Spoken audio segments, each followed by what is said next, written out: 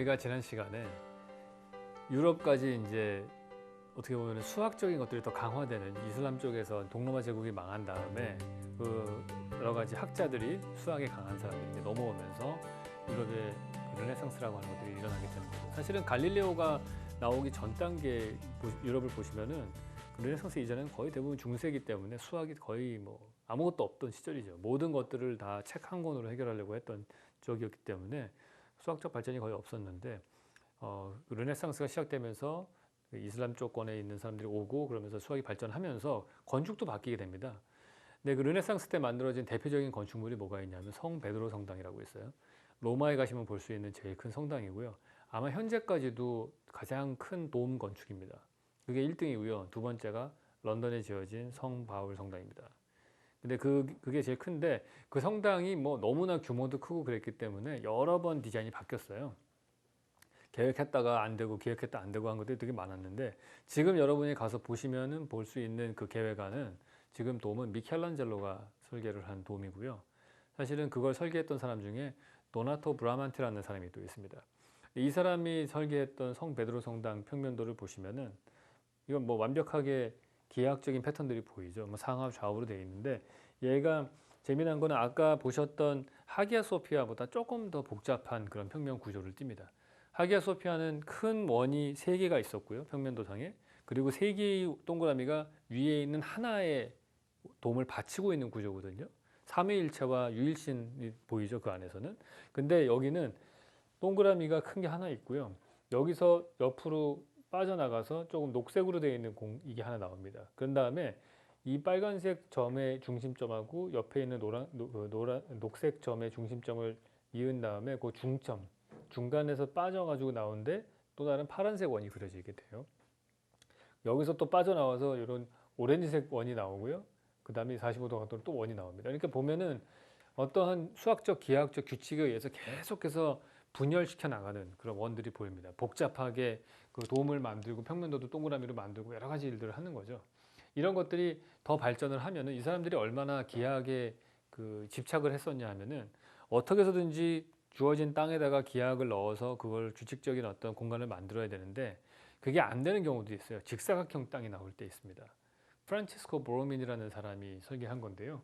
얘는 직사각형 땅에다가 원을 넣으니까 너무 작은 거예요. 그래서 여기다 타원을 집어넣습니다. 그래서 이 안에 보시는 것처럼 엄청나게 복잡한 기하학을 넣어서 이 안에서도 기하학적 규칙들을 넣으려고 하고요. 그거보다 조금 더 시간이 지나가지고 과리노 과린이라는 그런 건축가가 있어요. 이분 뭐 거의 압권입니다. 보시면은 이 사람이 수학자이기도 하면서 동시에 건축가이기도 한 사람인데 당시에는 건축가들이 수학자를 겸했던 직업들이 되게 많아요. 이 사람도 마찬가지고 그 런던에 있는 성 바울 성당을 설계한 크리스토퍼 렌이라고 하는 사람도 보면은 수학자, 건축가 이렇게 나오거든요. 그래서 그게 당시에서는 되게 중요한 그 가치 중에 하나였던 것 같아요. 건축을 수학적으로 해야 되는 것들. 그래서 이걸 보시면은 이 단면도의 모습이 거의 약간 복잡한 등비 수열의 모습을 띠고 있어요. 점점 수학적으로 복잡한 그런 것들이 나와요. 그래서 아까 잠깐 말씀드렸던 이 크리스토퍼 렌이라는 이 건축가 겸 수학자라고 하시는 분이 쓴 책이 있어요. 파렌탈리아라는 책인데 그 책에 보면 이런 얘기가 나옵니다. 기하학적인 형태는 불규칙한 형태보다 더 아름답다. 그 정사각형 원이 가장 아름답고 포물선과 타원형이 그 다음이다. 그 두 개의 선이 만났을 때 아름다운 경우는 딱 두 가지밖에 없다고 그래요. 하나는 수직선으로 만나는 경우, 또 하나는 평행하는 경우. 그러니까 이 사람들은 아름다움이라고 하는 거는 기하학적인 도형으로 풀 수 있으면 아름다운 거고요. 그렇지 않고 복잡하면 아름답지 않다 이렇게 생각을 하는 거예요. 규칙이 없기 때문에. 이게 이 사람들의 생각입니다. 그 사고방식이 사실은 어떻게 보면은 이집트 때부터 시작해서 수천 년을 계속해서 내려오는 사고방식이고요. 중세를 거치고 르네상스 때도 마찬가지였는데 현대에 와도 똑같아요. 최근에 현대에 지어진 최신 건축들을 보시면은 뭐 엄청나게 복잡한 형태를 띠고 있습니다. 이런 뭐 되게 기하학적인 형태, 그러니까 어떻게 보면 단순하게 그 뭡니까 유클리드 기하학 같은 건 보이지 않죠. 근데 이거는 패러메트릭 아키텍처라고 그래가지고 컴퓨터 알고리즘을 이용해서 만든 거예요. 되게 심플한 어떤 컴퓨터 알고리즘을 만들고 그 알고리즘이 계산을 해가지고 형태를 만들어낸 게 지금 보시는 이런 건축입니다. 그래서 이런 아주 어떻게 보면 초현대식 패러메트릭 아키텍처라고 하는 이러한 것들조차도 수학적인 거에서 규칙을 끌어와 가지고 형태를 만들려고 하는, 그런데 거의 내가 볼 때는 강박증이 있는 사람들 같아요. 그거의 대표적인 사람들이 나중에 이 강의 마지막에 보여드린 뭐 피터 아이젠만이라든지 이런 사람들이 있습니다. 그래서 수학적 규칙들을, 그러니까 어떻게 보면 컴퓨터를 이용해 가지고 뭔가 복잡한 형태를 만들려고 하는, 그게 이 사람들의 추구하는 바라고 볼 수 있어요. 지금까지가 이제 서양의 건축의 발전이었고, 동양은 제가 지난 시간에 잠깐 말씀드릴 때 양식의 진화가 거의 없었다. 기둥 4개 놓고서 그 위에 지붕 얻는 레고 블럭 같은 것들이 계속해서 반복돼서 나타났다. 그렇게 말씀을 드렸어요. 그래서 뭐 건축물이 까만 돌이고 자연이 하얀 돌이라고 하면 그것들이 계속해서 복잡하게 연결된다고 했는데, 이제 평면도 보시면 이게 뭐 카츄라 빌라라고 그 카츄라 빌라의 평면도입니다. 그 일본 황제의 여름 별장인데, 보시면은 얘가 이 방향으로도 갔다가 이 방향으로도 갔다가 이게 대각선으로 계속해서 바뀌기도 하고. 그러니까 여기 보시는 얘네들이, 이 하얀색 영역이 흰 돌의 영역이라고 보시고, 이 건물이 놓여진 게 까만 돌 영역이라고 보면은 둘이 서로 주고받으면서 계속해서 힘겨루기를 하는 그러한 바둑판 같이 보인다, 그렇게 볼 수 있을 것 같아요. 그래서 이게 상대적인 위치에 의해서 이 돌의 그 하이어라키도 바뀌듯이, 동양 건축이라고 하는 거는 사실은 그 건축물 자체만으로 의미를 두기는 되게 어렵고요.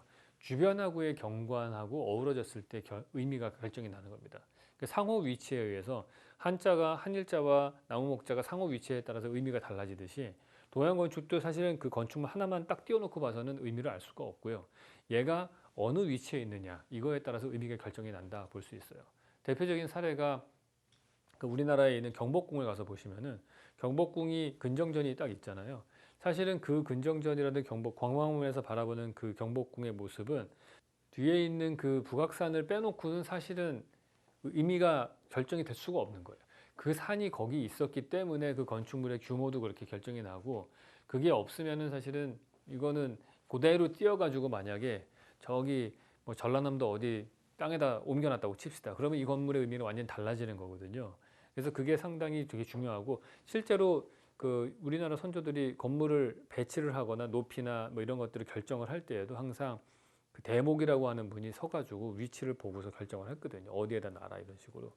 그러니까 되게 중요한 건 여기서는 1인칭 관점에서 본다는 점이에요. 그래서 그건 뒤에 다시 한번 말씀을 드리도록 하겠습니다. 상대적인 그런 건축 요소들의 상대적인 관계에서 결정이 난다. 의미가 바뀐다. 그런 얘기를 할 수 있고요. 또 하나 중요한 거는 아까 말씀드린 대로 비움에 되게 큰 가치를 두죠. 그래서 그런 비어있는 것들에 대해서 큰 가치를 두는 노자의 사상이 이제 도교 사상이 되고, 그것들이 건축에 적용이 된 게 선의 정원이에요. 여러분들이 젠 가든이라고 보통 알고 계시는 건데, 이런 정원들을 보시면은 나무가 없어요. 일단 다 비웠어요, 그냥. 그리고 모래밭만 쫙 깔아놨죠. 지금 보시면은 여기 이렇게 모래 골들이 이렇게 보이잖아요. 이게 뭘 뜻하는 거냐면은 이 모래판이 바다를 상징을 하는 거고요. 여기 있는 바위들은 섬입니다.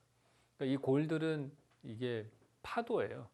그래서 아침에 물 뿌리고서 긁어가지고 이 매번 다른 모양들을 만드는데, 이게 정지되어 있는 모습인 거죠. 그러니까 파도가 딱 스탑된 상태. 다르게 얘기하면 시간이 정지된 상태이고요. 다른 말로 얘기하면 영원히 시작하는 공간이다, 이렇게 볼 수 있습니다. 근데 여기서 이 정원의 되게 중요한 포인트들은 이 돌들끼리의 관계입니다. 내가 있는 위치에서 노예안지라고 하는 정원이 있는데, 거기는 열 몇 개의 돌들이 있는데 어느 한쪽에서는 돌이 항상 안 보이게끔 하는 그런 디자인을 하거든요. 그러니까 상대적인 위치에 따라서 그 의미를 주고 싶어 했던 거예요. 그래서 항상 뭐 부족하더라도 만족할 줄 알아라, 뭐 이런 메시지를 담은 디자인인데, 그런 것들이 비움이라든지 아니면 관계를 되게 중요하게 생각하는 그런 가치에서 시작이 됐다 볼 수 있어요. 그러니까 동양에서는 항상 비어 있는 걸 가치를 둬서, 이 사람들은 건축물에서도 뭐 사찰에서도 되게 비운 것들을 되게 중요하게 생각했는데, 의외로 근데 여기서 질문을 가진 분들이 있어요. 야, 그러면 우리가 절에 갔을 때는 불상이라든지 불화 같은 것들은 뭐냐? 원래대로 하면은 사실은 비어 있는 걸 되게 중요한 가치를 두는데, 이 불상 같은 것들도 사실은 서구 문명의 영향인 거거든요. 인도 사람들은 사실은 불상을 만들지 않았는데, 알렉산더가 헬레니즘들을 이쪽 동양으로 전파를 하면서 인도를 정복하고 하면서 그리스에서 만들던 조각품을 전파를 해서 그걸 보고서 불상을 만들기 시작을 한 거거든요. 그래서 그 당시에 우리 옛날에 세계사 시간에 배웠잖아요. 옛날에 만든 불상들이 막 머리가 곱슬곱슬하고 서구 사람처럼 생긴 사람들을 막 만들고 그랬거든요. 그러니까 그게 알렉산더 대왕의 영향인 거예요. 그러니까 그런 뭐 상을 만들고 하는 것들은 서구 문명의 영향이었다 볼 수 있고, 이쪽 중국 쪽에서 볼 수 있는 완전히 극동아시아 쪽의 어떤 전통 가치라고 하는 거는 비어 있는 것에 오히려 더 큰 가치를 뒀다 이렇게 볼 수 있습니다. 탑이라고 하는 것도 전형적으로 우리 사찰에 가면 볼 수 있는 탑도 전형적으로 인도에서 온 그런 문화의 흡수 흔적이라고 볼 수 있어요. 탑은 인도 사람들은 보통 화장을 하죠. 그 다음에 거기다 이제 넣어가지고 전통적인 무덤이거든요. 그런데 그걸 옛날에 이제 그 인도의 범어로 스투파라고 얘기를 했고요. 그거를 중국 사람들이 번역을 하면서 투파를 음역을 하면 타파가 된대요. 그 타파를 줄여서 탑이 된 거예요. 그래서 사실 탑이라고 하는 것들 거기다 우리가 그 뭐라고 그러죠? 사리? 그거 넣어 놓잖아요. 화장한 다음에. 그러니까 그게 인도의 전통 무덤이 왔다 이렇게 볼 수 있습니다. 지금까지 제가 말씀드린 거는 어떻게 노동의 방식과 건축의 공간 특징만 말씀을 드렸는데 이런 것들이 사실 다른 어떤 예술품에도 나타나죠. 그 중에서 제일 비슷한 게 제가 볼 때 그림인 것 같아요. 건축에서 황금 분할을 막 얘기해가지고 비례를 되게 중요한 건축을 했다면은 그게 그대로 그림에 가서는 황금 분할로 된 어떤 구도, 기하학적인 구도를 되게 중요하게 생각하는 거죠. 그래서 이집트에서도 황금 분할을 추구를 했고 그 완벽한 비례감이라고 하는 거가 하나가 정해지면은 그거를 계속해서 반복적으로 씁니다. 왜냐하면은 자기들이 찾은 완벽한 비례감이라고 하는 거는 그건 아주 디바인한 그런 숭고한 가치이기 때문에 완벽하고 더 이상 발전이 없다라고 볼 수 있는 거예요. 그래서 거기서 계속해서 반복해서 쓰고요. 동양에서는 여백의 미를 중요하게 생각하는 그러면서 도교 사상들이 점점 발달을 합니다. 그림도 보시면 그래서 동양의 그림은 여백이 많죠. 그래서 계속 비어 있는 것들이 이 사람들에게는 큰 가치를 주기 때문에 보통 어떻게 얘기하냐면 중간 경치를 안 그린다고 그래요. 중경을 안 그리고 근경과 원경만 있어요. 동양화를 보면 맨날 안개 끼어 있어요. 중경을 그리기 싫은 거예요. 여기서부터 여기까지 갈 수가 없는 거예요. 여기 다 그려가지고 갈 수는 없잖아요. 그 중간에 꼭 안개를 그려요. 그게 건축에서 뭐하고 똑같냐면 낮은 담장을 세우는 거랑 똑같은 거예요. 그 동양의 그림에서 나오는 구름은 낮은 담장이다 보시면 됩니다. 그래서 우리가 한옥도 그렇고 보시면 낮은 담장을 세우는 이유는 뭐냐면은 중간 경치, 그게 어디냐면은 바로 옆집 경치예요. 거기는 가리는 거예요. 안 보이게. 왜냐하면은 담장보다 안쪽에 있는 내 마당은 내가 정원은 꾸밀 수가 있어요. 그 먼 산은 담장 너머로 보이니까 아름다워 보여요. 근데 그 지저분한 옆집은 보기 싫은 거예요. 그럼 걔네들은 낮은 담장으로 가리는 거예요. 그래서 그 여백으로 남겨놓는 거죠. 그래서 그것들이 항상 보면은 연관을 갖는 거죠. 서양에서는 보면은 그림을 제가 보면은 기하학적으로 구도를 항상 나눕니다. 나눠서 뭐 이거는 이렇게 보는 구도가 있고 뭐 다른 사람은 또 되게 엄청 복잡하게 또 만들어 놓은 구도도 있어요. 우리가 평면도 만들 때도 되게 기하학을 중요하게 생각했잖아요. 그림 그릴 때도 그러는 거예요. 그 여백이 없죠. 모든 코너를 다 꼼꼼하게 다 색칠을 해서 넣습니다. 그게 차이가 있는 거예요. 비움의 가치가 없기 때문에 이 사람들은 모든 것들을 상징물로 채워 넣어야 돼요. 그림으로 색깔을 넣든지. 동양과 서양이 이렇게 그림에서도 확연하게 차이가 띱니다. 근데 이런 것들 건축에서 나타나는 차이점은 제가 볼 때는 약간 곤충들에서 나타나는 개미와 벌집의 차이하고도 되게 비슷하다 그렇게 생각이 들어요. 인간만이 거의 엄청나게 어떻게 보면은 어마어마하게 많은 인구들이 모여 사는 집단을 구축하고 있잖아요. 그거하고 비슷한 규모를 가지는 게 사실 개미하고 벌인 것 같아요. 그래서 개미하고 벌 얘기하면서 제가 개미도 농사를 짓는다 그런 말씀을 드렸잖아요. 근데 개미와 벌도 똑같이 집을 짓습니다. 근데 집이 완전히 형태가 달라요.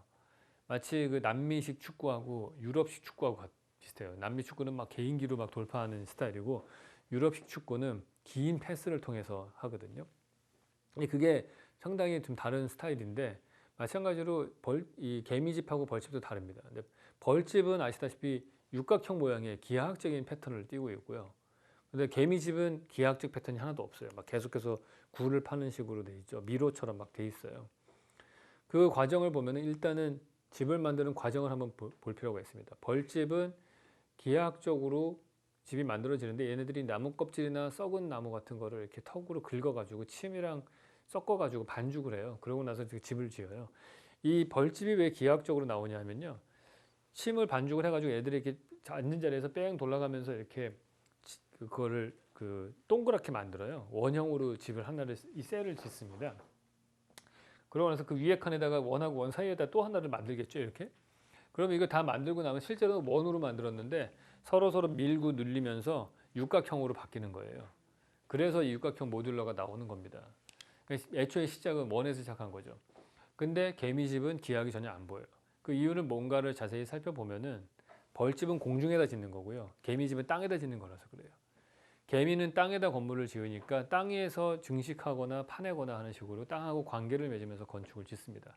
그렇기 때문에 어떻게 보면 이 동양의 땅과 관계를 맺는 그러한 건축하고 비슷하게 관계 중심으로 해서 네트워크를 만들어 나가는 그런 식이라면은, 벌집은 아무것도 없는 아주 비어있는 공간 안에다 공중에다가 집을 짓기 때문에 얘네들은 하나의 규칙이 계속해서 반복적으로 나타나거든요.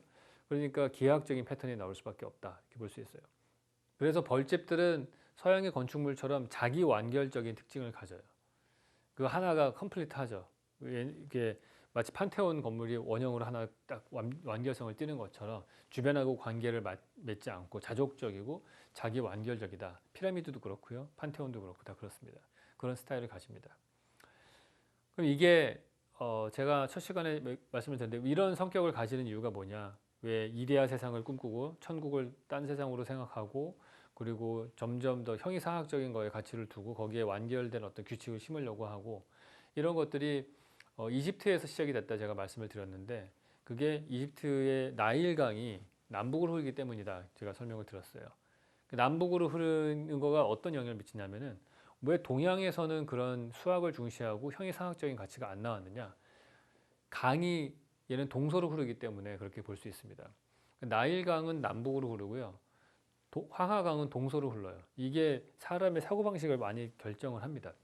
나일강은 남북으로 흐르기 때문에 북쪽의 강 하구 쪽에는 건조기후대인데, 남쪽에서 비가 내리면은 이 물이 범람을 해서 북쪽으로 이렇게 흘러 내려오잖아요. 그래서 거기서 농사를 지어요. 그러니까 범람하는데 비가 언제 오는지 몰라, 이 사람들.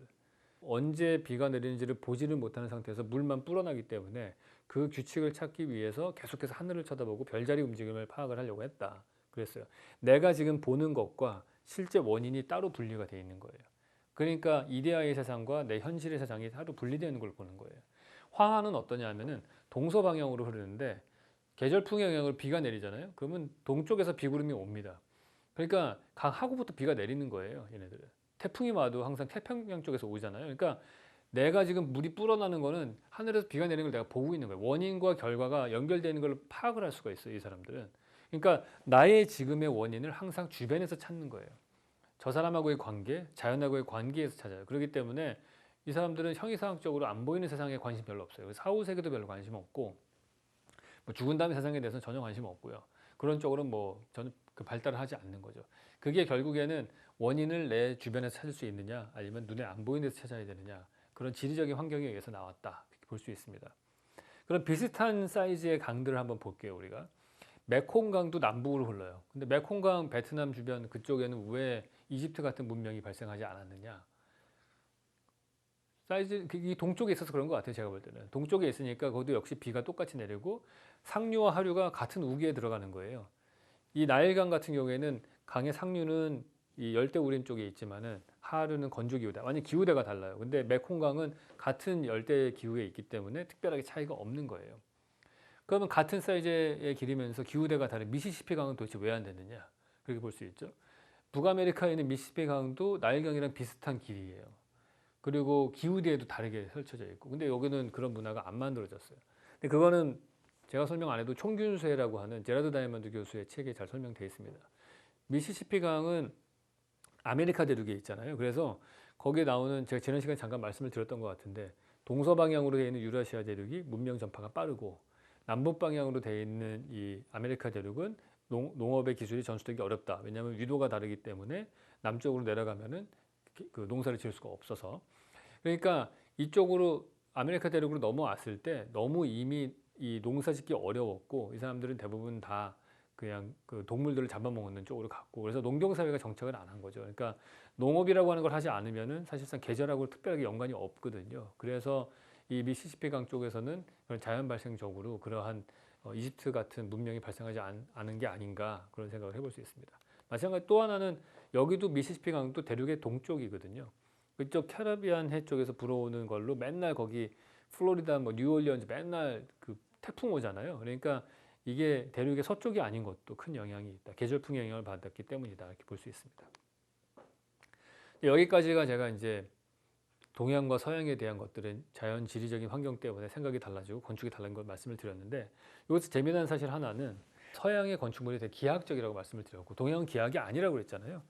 근데 동양의 우리나라에서 기하학적인 건축물이 하나가 있습니다. 대표적인 게. 여러분이 잘 아시는 건축물이에요. 뭘까요? 뭐냐면 석굴암입니다. 석굴암은 진짜 특이한 케이스예요. 원형으로 되어 있거든요. 평면도를 한번 보여주시죠. 이게 석굴암의 평면도와 단면도의 모습이에요. 판테온의 모습을 한번 보여주세요. 완벽하게 똑같아요. 다른 거가 있다면은 일단은 사이즈는 좀 달라요. 석굴암, 그러니까 판테온은 직경이 43.3m의 직경을 띄고요. 석굴암은 6.7m입니다. 사이즈는 훨씬 적어요. 미니 판테온이라고 할 수 있어요. 근데 평면도와 단면도는 똑같은 원형이 나타납니다. 시기적으로 보면은 아까 판테온이 128년에 지어졌다고 했잖아요. 석굴암은 기원 후 751년부터 771년까지예요. 그러니까 대략적으로 한 600년 정도 지난 다음에 지어졌다고 볼 수 있어요.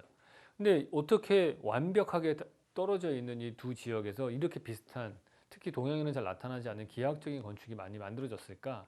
이런 걸 생각해 볼 수 있는데, 이걸로 유추해 볼 수 있는 거는 통일신라라고 하는 나라가 얼마나 국제적으로 오픈되어 있고 외부에서 오는 문화를 많이 받아들였는가, 해양에서 오는 문명을 얼마나 많이 받아들였는가를 예측해 볼 수가 있어요. 그 당시에 보면은 뭐 가락국의 김수로 왕의 왕비가 인도 아유타국에서 온 허황옥 공주라는 설화도 있어요. 그러니까 내 왕비가 인도에서 온 사람, 국제 결혼을 했다는 얘기잖아요. 바닷길을 통해서 인도의 문명이 왔다는 얘기는, 인도는 유럽하고 가깝죠. 그러니까 유럽의 이 헬레니즘 문화가 인도를 거쳐가지고 통일신라까지 올 수 있었다, 이렇게 볼 수 있을 것 같아요. 그랬기 때문에 판테온이 석굴암하고 그렇게 비슷한 형태를 띠는 거예요. 이유는 간단합니다. 지리적으로 경주가 한반도의 최남단에 있었기 때문에 그래요. 신라가 최남단의 수도가 있었기 때문에 얘가 이 바다에서 오는 문명을 받아들였고 서구 문명한테도 오픈되어 있다. 그래서 상당히 멀티컬처럴한 그런 국제적인 도시였다고 저는 상상을 해볼 수 있을 것 같아요. 근데 판테온하고 석굴암이 같으면서도 좀 다른 게 있어요. 판테온과 석굴암의 가장 큰 차이점은 뭐냐면은 석굴암은 흙으로 덮여 있다라는 사실이에요. 그러니까 가려져 있어요. 안 보이게끔. 판테온은 밖에서 보면 건물이 보이죠. 석굴암 다 가보시면 아시겠지만 그 입구만 보이고 이게 토암산에 그냥 묻혀 있어요. 안 보이게 만들려고 한 거예요. 이게 이 김대성이라는 분이 설계를 했는데, 건축을 하셨는데, 이분이 디자인하실 때 이분의 머릿속으로 한번 들어가서 보면 되게 재밌어요.